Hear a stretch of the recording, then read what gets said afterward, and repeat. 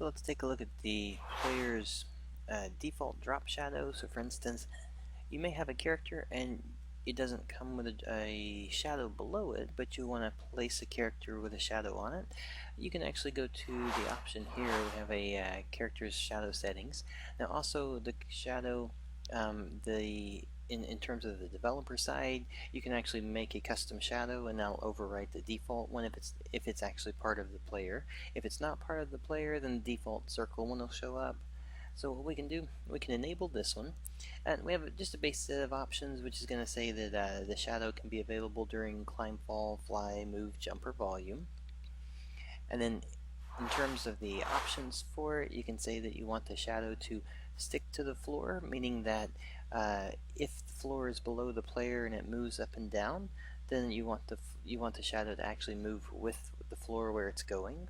So we could go ahead and say that, and then check the distance to the floor is just sending a raycast. It's going to send a line going down a distance of 10, so a unit one block below to say, are you there, and can we update?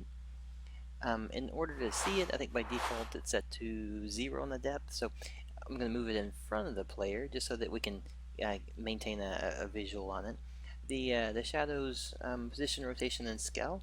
So for instance, if this was a top-down game, you might want something like this so that you're looking kind of down at the character, but a side view, you could actually rotate it so it feels like it's more of a side view style like this.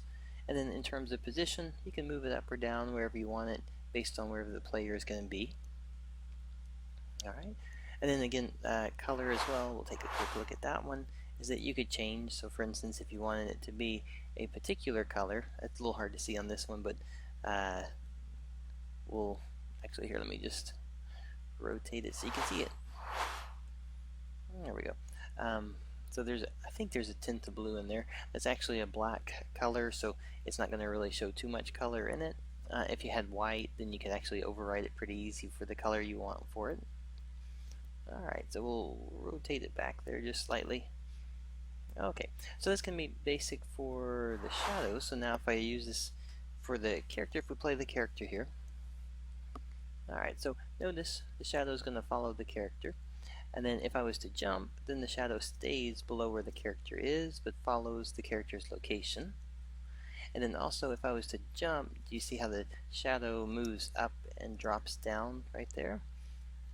Alright, so basic shadow play, but something that at least it'll add a little extra to your character. And then also if you're trying to make it so that the shadow isn't rendered, like if you're doing artwork, you may not want the shadow directly connected to the player. You can certainly do it this way so that the shadow doesn't have to be locked in, and it can still feel like there's some depth between the character and the shadow, or the depth in the ground. Alright, so there you go.